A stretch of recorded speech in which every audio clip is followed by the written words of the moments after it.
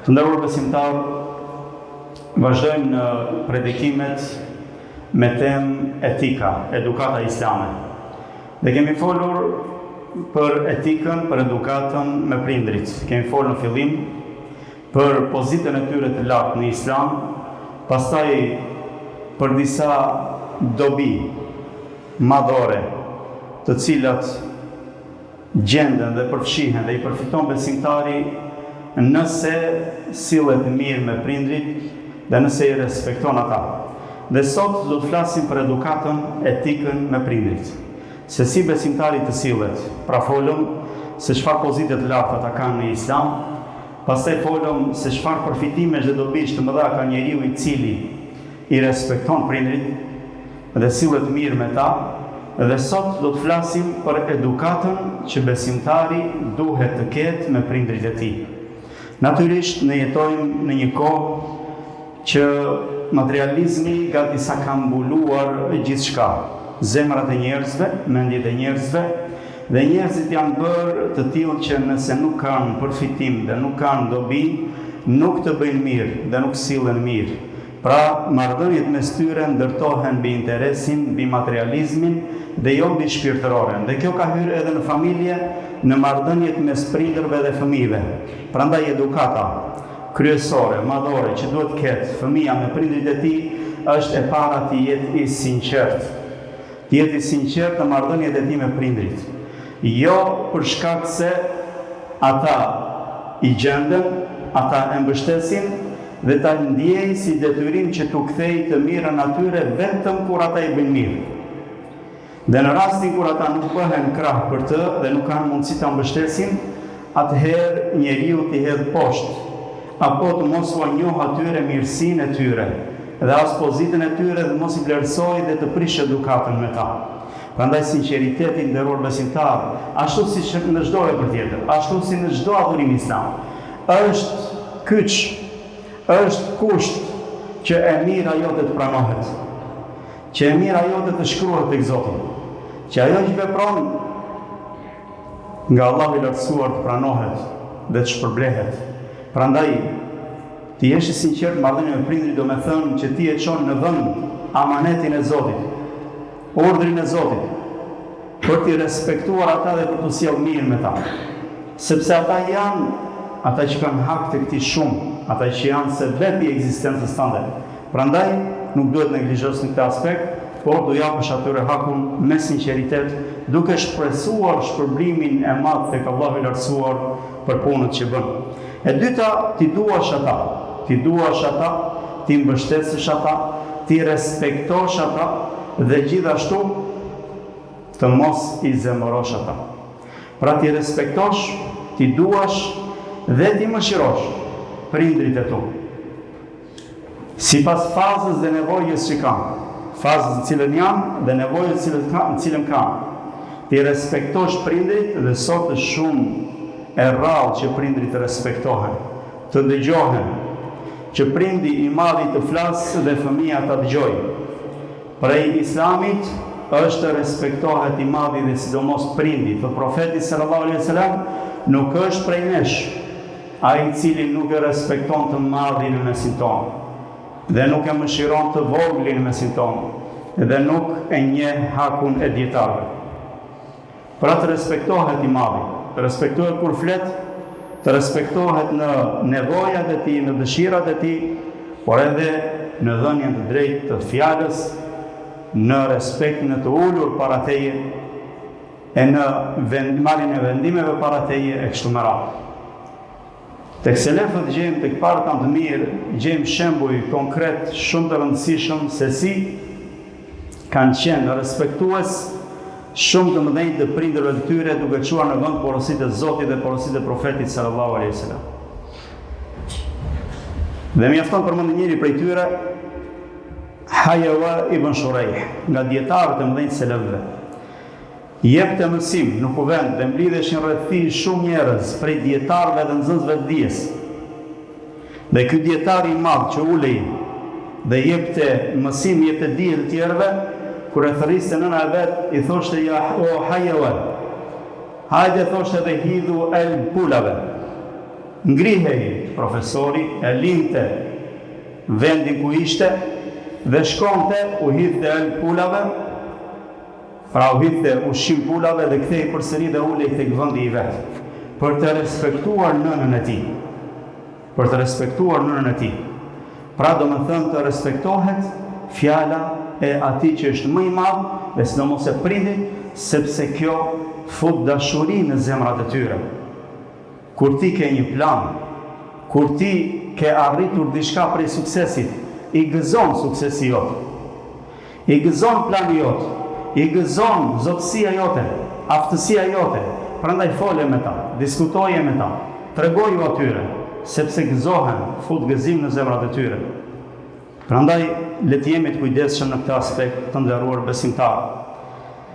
Të përpiqet besimtari sa të ketë mundësi të thërras ata në Islam. Të thërras në Islam për të udhëzuar ata në fe. Nuk ka sinqeritet dhe respekt më të madh në marrëdhëniet e tua me prindrit se sa që të duash të udhëzohen në fenë e Zotit. Dhe kur flasim për këtë fe, nëse e kemi kuptuar të vërtetën, nuk bëhet fjalë thjesht për të përmirësuar jetën tonë me këtë fe.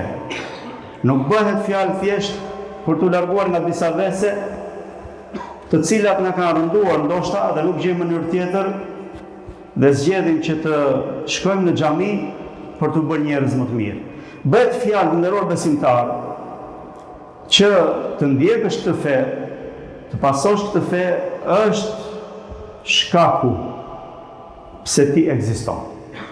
Allah i lartësuar na ka sjellë në këtë jetë që të adhurojmë. Dhe nuk ka mundësi tjetër zgjedhje e njeriu, ose do e përqafoj këtë fe të shpëtoj, ose nuk e pranon dhe Zot na ruaj, do të jetë nga dënuari. Prandaj Allah i lartësuar thotë: "Wa ma khalaqtul jinna wal insa illa liya'budun." Njerëzit dhe xhinët si kam krijuar për gjë tjetër, veçse që të më adhurojnë. Pra qëllimi i krijimit është ky, dhe besimtari kur futet në fenë islame, ka konkretizuar qëllimin e krijimit dhe bëhet fjalë për një përjetësi në botën tjetër, në xhenet apo në zjarr. Dhe nëse e ke mësuar këtë për vete, dhe të pëlqen dhe e do për vete, ti je në xhenetet e përjetshme, atëherë duhet të punosh me prindrit e tu që dhe ata të jenë bashkë me ty. Që dhe ata të shpëtojnë nga dënimi i Zotit. Çfarë respekti dhe dashurie ke për prindin nëse ti i falë Zotit ndërsa prindin e lën në idhujtari? E lën në kufër, në mosbesim, nuk i thua një fjalë. Prindrit tonë, largohu nga gabimi, largohu nga idhujtaria. Falju Allahut, lutju Allahut. Te ka i shpreso. Një ditë do të vdesim, do të dalim para ti. Pra, të gjesh mënyrat e duhura për të folur prindit tënd që të udhëzohet në fenë e Zotit. Dhe kjo është të tregosh me të vërtetë mëshirë për të, dhe dashuri për të dhe respekt për të. Ebu Hurajra radiallahu anhu e kishte nënën e tij jo besimtare. Dhe një ditë, duke i folur për fenë, ishte shumë i lidhur me nënën, e respektonte shumë. Duke i folur asaj për fenë, ajo e ofendon profetin sallallahu alaihi wasallam. Në Medinë, Ebu Hurajra ishte shok i profetit. Ai që transmetoi më shumë hadithe, fjalë prej tij. Ajo ofendoi profetin sallallahu alaihi wasallam. Ai atëherë u prek shumë dhe filloi të qaj. Dhe u nis dhe shkoi te profeti sallallahu alaihi wasallam, ashtu siç ishte në atë gjendje, dhe i thotë: "O i dërguari i Allahut, kështu dhe kështu thotë i fola nënës time, dhe thotë foli fjalë jo të mira për ty. Lutë Allahun e lartësuar të udhëzoj nënën e Abu Hurajras, pra nënën time." Atëherë profeti sallallahu alaihi wasallam gërduar dhe lutet për të dhe thotë: "O Allah, udhëzoje nënën e Abu Hurajras." Kjo gjë e qetësoi shumë Abu Hurajran dhe kthehet me nxitim në shtëpinë e tij. Kur shkon tek porta e gjen mbyllur. Dhe nëna e vet dëgjoi që ai ishte tek dera, i thotë: "Abu Hurajra, qëndron në vendin tënd." Thotë: "Dëgjova zhurmë uji." Dëgjova zhurmë uji. Dhe kuptova që ishte duke u la. Atëherë ajo thotë: "U la dhe u vesh." Dhe dolim hapi portën dhe tha Abu Hurajra: "Ashhadu an la ilaha illallah wa ashhadu anna Muhammadar Rasulullah." Pra deklaroi deklaratën islame, dëshmoi se nuk meriton të adhurohet veç Allahu dhe se Muhamedi është i dërguari i Allahut. Ajo deklaratë islame të cilën do ta bëj kushdo prej atyre që futet në islam. Si hapi pari i tij që deklaron beslidhjen e tij ndaj Zotit dhe të qenit e tij musliman. Gëzohet shumë Ebu Hurajra dhe qam nga gazëllimi dhe shkon tek profeti sallallahu alajhi wasallam dhe e përgëzon për këtë lajm. Dhe nuk mjafton me kaq, pasi profeti sallallahu alajhi wasallam lavdëroi Allahun dhe falenderoi shumë që ja pranoi lutjen e tij. I thot: "O i dërguari i Allahut, lutë Allahun që të më bëj mua dhe nënën time të dashur tek besimtarët, dhe t'i bëj besimtarët të dashur në zemrat tona." I lut profeti sallallahu alajhi wasallam Allahu të lartësuar për këtë gjë dhe thotë Ebu Hurajra: "Nuk ka pas besimtar që ka dëgjuar apo na ka parë apo na ka takuar veç se na ka dashur shumë." Dhe me të vërtetë Ebu Hurajra radhiyallahu anhu është nga besimtarët, nga sahabët më të dashur në zemrat e besimtarëve, dhe emri i tij është emri që përmendet më shpesh në transmetimet nga profeti sallallahu alaihi wasallam, dhe është sahabiu që më shpesh thuhet për të: "Allahu qoftë i kënaqur me të." Pra shikoni përpjekja e tij për udhëzimin e nënës vet. Çfarë bëjmë ne për prindrit tanë? A u themi ndonjëherë: "Ki e frikë Zotin, mos shko në përvarreza, mos shko në përteqje, mos shko në përmagjistat, mos e shiko horoskopin, mos e shiko filxhanin, falu Zotit, lexoje Kur'anin." Ti flasësh dhe lotët të rrjedhin nga sytë e tu, të shikojnë në sytë e tu sinqeritetin.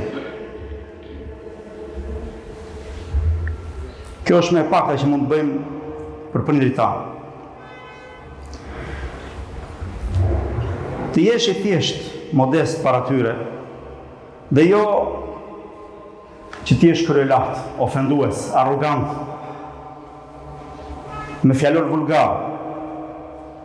Por të jesh i thjesht, siç Allah i lartësuar thot: "Wakhfid lahuma janaha dhulli min ar-rahma." Thot me ta shtrije krahun e mëshirës me ta. Dhulli thot i thon në shtrim, në çmim para tyre. Në shtroje vetën tënde.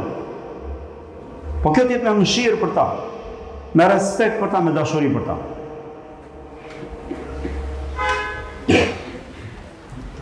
Veç kësaj, të bësh mirë sa më shumë kesh mundësi. Të tregosh bujar me ta. Bujaria të prindrit, të nderuar vëllezër, të kthehet shumë fish. Më shumë se të kthehet bujaria që ti tregon ndaj fëmijëve tu, ndaj gruas tënde, ndaj fukarëve, ndaj kujdo tjetër. Bujaria tënde me prindrit e tu të kthehet shumë fish në shëndetin tënd, në pasurinë tënde, në bereqetin e jetës tënde, në familjen tënde, gjithçka.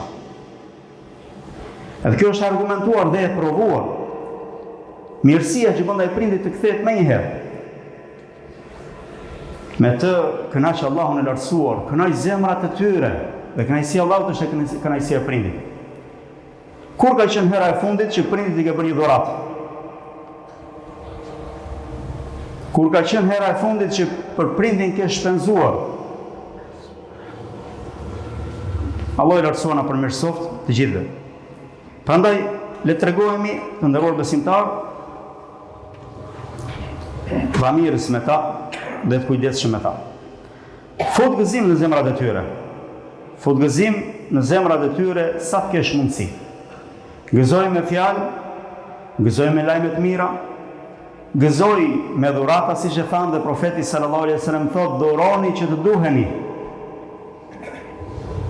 Dhe gjithashtu thotë: "Vepra më e dashur tek Allahu është të fusësh gëzim në zemrën e muslimanit, në zemrën e njeriu tjetër."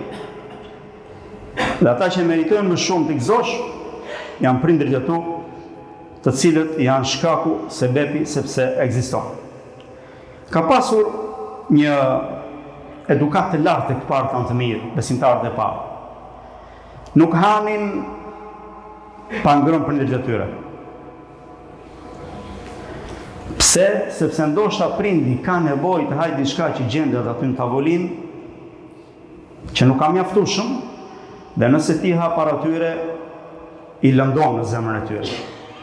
Edukata e tyre ishte në këtë nivel. Ali ibn Husein radhiyallahu anhu, i cili është konsideruar nga adhuruesit më të mëdhenj në mesin e të parëve tanë të mirë, e respektonte shumë nënën e tij Aq shumë sa që kur kanë thënë na nuk kemi parë kur të hash bashkë me nënën tënde, thotë kanë frikë se ndoshta dora ime do të parapri tek një pjesë ushqimi që asaj i pëlqen, dhe thotë kështu do të quhem njeri që nuk e kam respektuar ato. Deri aty arrinte respekti i tyre ndaj prindërve. Pra imagjinoni dhe krahasojeni me ne, Allahu i lartësuar na përmirësoft të gjithëve. Natyrisht dhënia selam, përshëndetja, mëngjesë mbrëmje. E përmendën Abu Huraira radhiyallahu anhu, kur i dhan pozitë dhe i dhan një shtëpi atje ku duhet të shërbente. Kalonte në mëngjes tek nëna e vet dhe i jepte selam nënës vet, që respektonte shumë. I thoshte Assalamu alaikum wa rahmatullahi wa barakatuh. Paqja e Zotit, mëshira e Zotit, bereqeti i Zotit, qoftë mbi ty o nëna ime. Allahu të më shiroj siç më edukove kur isha i vogël. Dhe ajo i thoshte, i kthente selamin dhe i thoshte dhe mbi ty qoftë paqja e Allahut dhe mëshira dhe begatia e Allahut, dhe Allahu më shiroj dhe ty ashtu siç ti kujdesesh për mua tani që unë jam në këtë moshë. Të nderuar vëllezër, ka vend për burrat lart te gratë, mund futeni brenda dhe të hipni në katin e dytë. Të mos ngrihet zëri në prezencën e tyre, nderuar besimtarë. Aq sa të bezdisen me zërin tonë. Është nga edukatat e larta të Islamit mos ngrihet zëri shumë. Thot Aisha radhiyallahu anha, dy burra prej shokëve të profetit sallallahu alaihi wasallam ishin më të mëshirshmit me nënat e tyre, saqë askush nuk krahasoi me ta. Ata ishin Uthmani ibn Affani, prisi i tretë i besimtarëve, dhe gjithashtu Haritha ibn Nu'man, Allahu qoftë i kënaqur me të dy. Sa i përket Uthmanit, thot, ai ka thënë, kur nuk kam mundur që të meditoj dhe ta shikoj gjatë thot fytyrën e nënës time që kur unë jam bërë musliman. Pra nga respekti dhe turpi që kishte që nuk pra përpiqej të jepte hakun dhe e respektonte shumë ato. Ndërsa Harithe, pra tjetri, e ushqente ato thot me dorën e tij.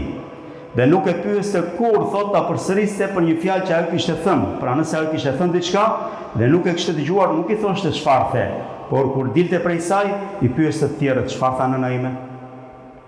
Pra se nuk donte që ta bezdiste atë që përsëriste fjalët e saj. Shikoni se çfarë edukate e ati brezi të artë i Islamit, Allahu i lartësuar na përmirësoft të gjithëve. Të shpenzosh pasurinë tënde për ta. Mos kurse nga pasuria jote dhe tregohesh dorë shtrënguar ndaj kërkesave të tyre.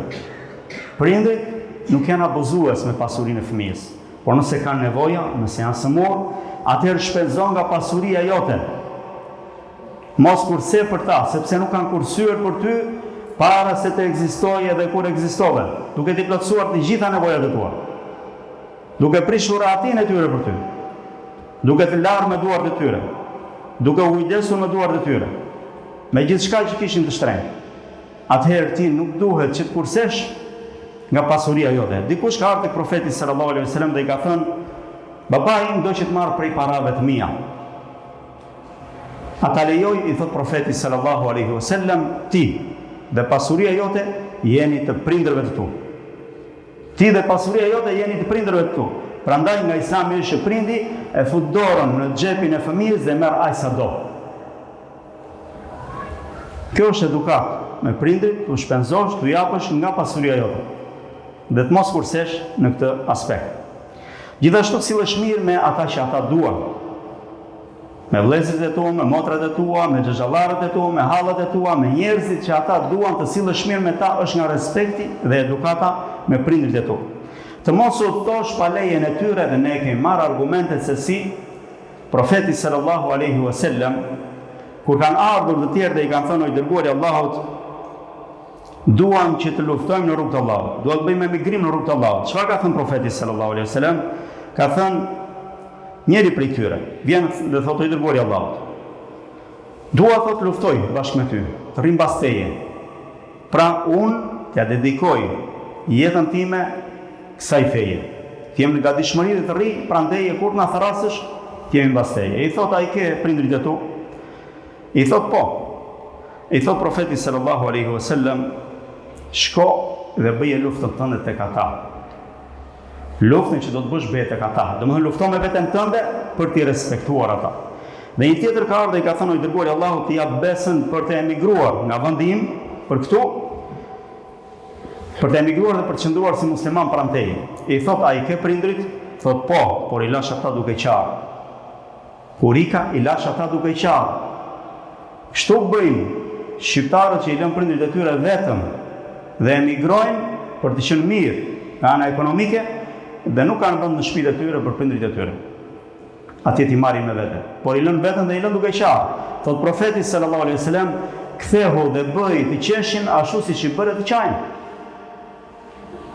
Gëzoj ata dhe bëj të qeshin siç i bëre të qajnë ata. Dhe kur dikush ka ardhur nga Jemeni për të emigruar, i ka thënë profeti sallallahu alaihi wasallam, a ke lënë njëri mbas në Yemen? I thot po, prindrit e mi. A të kanë lejuar ata ty? A të kanë dhënë leje që ka ardhur? I thot jo. Thot, ktheu dhe kërkohu leje atyre. Nëse ata të lejojnë ty, atëherë eja. Dhe nëse jo, atëherë sillu mirë me ta dhe rri pranë tyre dhe respektoj ata. Pra nderuar besimtar, nëse duam që të udhtojmë, nëse duam që të emigrojmë, nëse duam që të ndahemi larg prindërve, t'i pyesim ata. Dhe të mos bëjmë pa lejen e tyre dhe pa kënaqësinë e tyre. Një prej dietarëve Ibn Asakir, Allahu mëshiroft nga dietarët e mëdhenj të selefëve, për një kohë të gjatë nuk e emigroi si bashkëkohësit e tij dhe si kolegët e tij për në Asbahan, për një vend që ishte djepi i dijes. Për shumë vite me radhë. Pastaj më vonë u shpërngul për atje, humbi shumë vite, ndërkohë që shokët e tij kishin përfituar. Ishte dietar i madh, i thanë pse u vonove kaq shumë vite, thotë sepse nëna ime nuk më lejonte. Nuk më lejonte nëna ime. Ebu Hurajra s'kishte bërë haxhin, që atë gjithë kohë që kishte nënën e tij gjallë. Dhe kur ai vdi shkoi dhe bëri haxhin. Prej sahabëve. Pra shikoni se si largimi, udhëtimi, emigrimi, të gjitha këto bëhen vetëm me lejen dhe kënaqësinë e tyre. Nëse ata, nderuar vëllezër, të kanë lënë një amanet, apo janë betuar për diçka, apo kanë premtuar për diçka, çojnë në vend amanetin e tyre. Por gjithmonë kjo është e kushtëzuar me rregullin që amaneti, ai do të bësh për ta, është vetëm kur është në bindje ndaj Zotit, jo në kundërshtim të Zotit. Nëse të kanë lënë amanet diçka që është haram, gabim, nëse është gjuna, mos e bëj atë gjë. Sillu mirë me ta, por mos e çon në vend amanetin e tyre, nëse në të ka gjuna ndaj Zotit. Mos e bëj veten që të zemërojnë prindrit me ty. Sepse zemërimi i tyre është zemërimi i Allahut. Dhe profeti sallallahu alaihi wasallam thotë, 3 lutje janë të pranuara tek Zoti dhe nuk refuzohen, për tyre thotë është lutja e prindit kundër fëmijës së tij.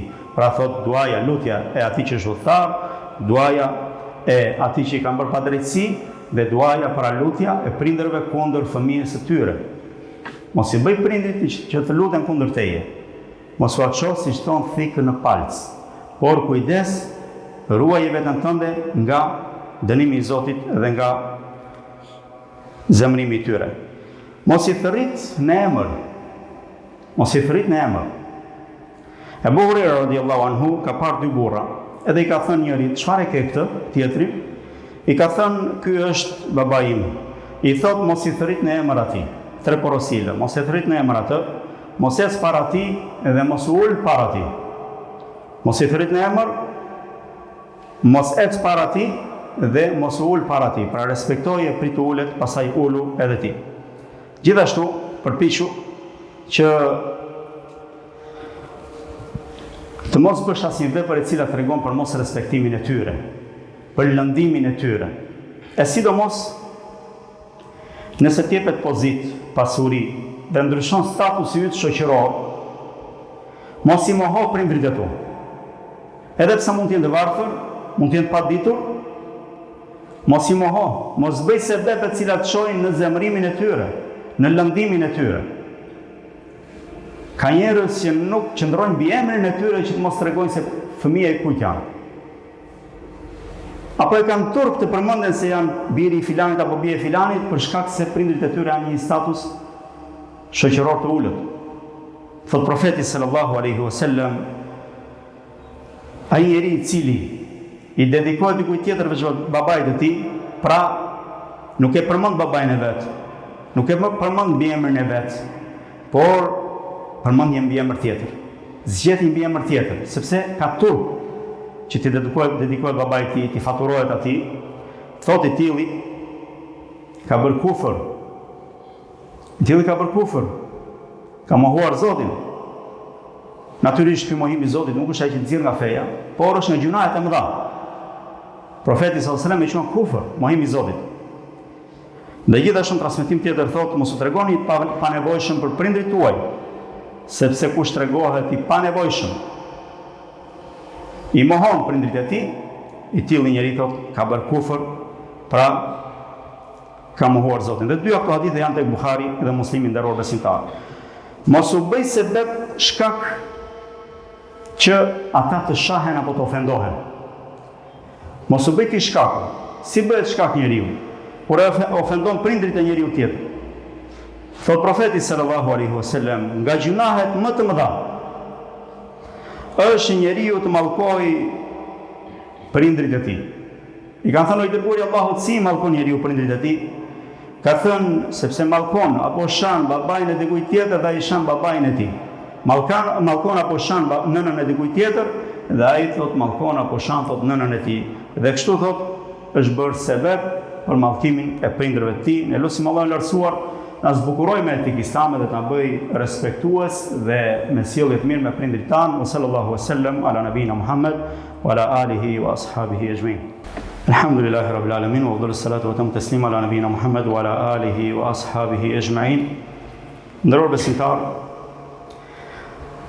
kjo edukat që ne e përmendëm është gjatë jetës, pra kur prindrit janë gjallë, por ka një edukat tjetër e cila është për prindrit mbas vdekjes së tyre, që duhet ta ketë besimtari parasysh nëse i ka vdekur njëri prej prindërve apo ka vdekur të dy prindrit e tij. E natyrisht këto edukate janë të shumta, por përmendim prej tyre që e para të falësh atyre namazin, nëse vdesin prindrit e tu dhe janë musliman, janë besimtar, merru atyre hoxh, laj që finosi falu xhenazën dhe pastaj lutu shumë për ta, më shumë se sa lutesh kur ishin gjallë. Sepse kur ishin gjallë luteshin edhe për vete, por tani ata kanë nevojë për lutjet e tua. Lutu shumë për ta. Profeti sallallahu alaihi wasallam ka thënë, kur vdes njeriu i ndërpriten punët e tij, përveç se nga tre punë vazhdon shpërblimi i tyre edhe mbas vdekjes për njeriu. Një sadaka rrjedhse që ka lënë, gjithashtu një dije nga e cila njerëzit përfitojnë, dhe thot një familje i mirë, i mbarë që lutet për prindrit e tij. I vazhdon shpërblimi. Dhe profeti sallallahu alaihi wasallam thot gjithashtu, i kujtojmë edhe një vëllezër që janë për jashtë mund të ngjiten në katin e dytë nëse ka shi. Ju lutemi edhe pak minuta të mbarojmë. Allahu e shpërblet. Profeti sallallahu alaihi wasallam gjithashtu thot, ngrihet thot grada e njeriu në xhenet. Aq shumë sa nuk e ka merituar me punën e tij. Dhe thot nga e kam këtë gjë. Nga e fitova këtë gradë lartë në xhenet. I thonë për shkak se biri yt ka bërë dua për ty dhe ka bërë istighfar, pra ka kërkuar falje Zotit për ty, që Allahu të falë ty. Prandaj ke arritur këtë gradë të lartë. Prandaj të mos neglizhojmë që të bëjmë lutje dua për prindrit tanë. Në çdo namaz tënd, kërko falje për prindin tënd që ka vdekur në mënyrë që të jesh edhe respektues i tij. E dyta, nderuar besimtar, është që të çosh në vend premtimin e tyre. Nëse u ke premtuar diçka apo nëse ata kanë lënë një porosi, një amanet mbrapa, çoje në vend atë. Mos e lërë, mos e ha hakun e njerëzve që kanë hak në pasurinë e tyre. Nëse të kanë lënë një porosi për ndihmuar dikën, ndihmoje. Nëse kanë lënë një porosi për dhënë sadaka, jepe sadakan. Vjen një njeri tek profeti sallallahu alajhi wasallam dhe i thotë, o i dërguari i Allahut, nëna ime vdiq pa pritur. Dhe unë jam i sigurt që nëse do kishte mundësi të fliste në çastet e fundit, ajo do kishte lënë porosi për të dhënë sadaka për të. Thot profeti i thot, "A japun sadaka në vend të saj?" Thot profeti sallallahu alajhi wasallam, "Po, jep sadaka sepse ja arrin shpërblimi i saj." Pra, të nderuar besimtar, le të jemi të kujdesshëm dhe të çojmë në vend porositë e prindërve tanë. Gjithashtu të respektojmë shokët e tyre. Nga respekti për prindin që ka vdekur është kur respekton ata që kanë pasur shok, miq të afërt. Është respekt për prindin tonë, nëse respekton ata që kanë pasur shok në jetën e tyre. Ibn Umeri, Allahu qoftë i kënaqur me të, i biri Umerit, i biri prisit besimtarëve, të dy këta sahabi shumë të nderuar, Allahu qoftë i kënaqur me të dy, Ka pasur, thot, një gomar, Allah ju nderoj të gjithëve, në cilin hipte dhe ndronte me deve në udhëtime. Pra lodhe i deve, ndronte me gomare, kishte një gomar të zgjedhur. Dhe kishte, thot, një qylaf, një kapel, po themi sot, të zgjedhur, që e mbante të veçantë atë. Dhe kur ishim në udhëtim, thot, për Mekë takoi një njeri, e mori, thot, edhe ju dhuroi gomarin, thot, merre këtë. Dhe hoqi, thot, atë qylafin e vet, kapelen e vet dhe ja vendosi atij. Edhe i thot shoqëruesi i tij, i thot Allahu të mëshiroft, pse e bëre këtë gjë kur ti e kishe këtë gomar, kishe të zgjedhur, e mbaje gjithmonë për udhëtime, dhe këtë e kishe të veçantë këtë rrobë. Thot sepse babai i tij, thot, ishte mik dhe i dashur me Umerin, me babain tim. Prandaj respektoi të birin e mikut babaj. Dhe kjo është respekt për babain tënd, prandaj dhe profeti sallallahu alajhi wasallam thot, nga respekti më i madh që bën fëmia, thot, për babain e tij, është që thot që ai të respektojë dhe të mbajë lidhjet me ata që babai i ka dashur. Ata që babai i ka dashur, të mbajë, thot, biri lidhjet dhe të respektojë ata. Të ruash marrëdhënie farefisnore të cilat të lidhin me babain, qofshin xhaxhallarët, qofshin hallat, qofshin motrat dhe vëllezërit, e kështu me radhë, të ruash respektin me ta, kjo është respekt me prindit tënd. Thot profeti sallallahu alaihi wasallam, kush dëshiron që ti mbaj lidhjet me babain e tij, edhe kur babai është në varrin e tij, pra prindi është në varrin e tij, atëherë, thot, le të mbaj lidhjet me vëllezërit e tij pas vdekjes babait. E natyrisht edhe nëna hyn në këtë gjykim për njerëzit e saj. Hyn në këtë gjykim për njerëzit e saj. Ti japësh sadaka mas vdekjes. Mas vdekjes prindërve ti japësh sadaka për ta, sepse u shkon shpërblimi atyre. Njeri prej sahabëve Sa'd ibn Ubades, prej sahabëve të zgjedhur të Medines, pasi i vdiqe ema e tij, i thotë i dërguari i Allahut, vdiq nëna ime, thot, a t'jap sadaka për të? I thot jep. Thot, cila sadaka është më e mira? T'japësh në mosh, ndihmë, atyre që kanë nevojë. Me niyetin që shpërblim të shkoj prindërve. I thot, cila sadaka është më e mira? Thot, ujë, t'japësh ujë. Natyrisht në ato vende uji është jetë. Si çdo vend tjetër. Po edhe në vendin tonë uji ka rëndësi të madhe. Për ata që kalojnë, kalimtarët, për ata që vinë në xhami, pra t'japësh ujë, sadaka, ka shpërblim të madh. Dhe çka ka bërë Sa'd ibn Ubade? Ka lënë një vakëf ujë, pra një pus ujë, çezëm ujë që të pinin njerëzit për t'i shkuar shpërblimi nënës vet. Pra kështu e respekton prindin tënd pas vdekjes. Gjithashtu është hadithi që ne dëgjojmë lart që njëra prej nënave të besimtarëve ka vdekur dhe i thotë sikur të kishte folur do të kishte dhënë sadaka, thotë jep sadaka për të. Dhe e fundit nderuar besimtar, të vizitojmë varret e tyre. Të vizitojmë varret e tyre pas vdekjes. Se vizita e varrit të bën që të bësh dua për ta, të kujtosh mirësinë e tyre, të tregosh mëshirë për ta, sepse loton syri kur kujton. Edhe i lutesh Allahut në këtë gjendje dhe Allahu i lartësuar ta pranon lutjen tënde. Profeti sallallahu alaihi wasallam ka vizituar varrin e nënës së vet. Dhe kur ka shkuar atje, ka qarë profeti sallallahu alaihi wasallam dhe nga mënyra që ka qarë dhe prekja e tij kanë qarë ata që ishin përreth.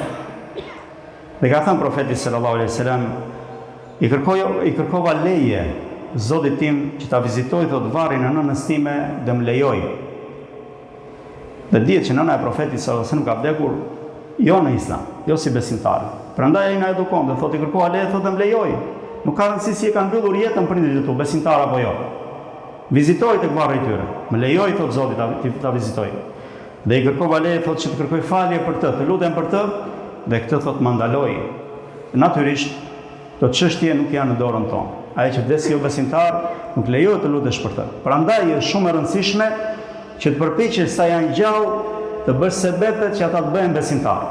Pastaj të lejohet duaja edhe mbas vdekjes tyre. Ne lutim Allahun e lartësuar na bëj besimtar, shembull të mirë për prindrit tanë. Na përmirësoj sjelljet tona me njerëzit tanë. Lutim Allahun e lartësuar na zbukuroj me moralin dhe etikën islame. Na fal gjunat tona. Të ndihmojmë muslimanët kudo që janë.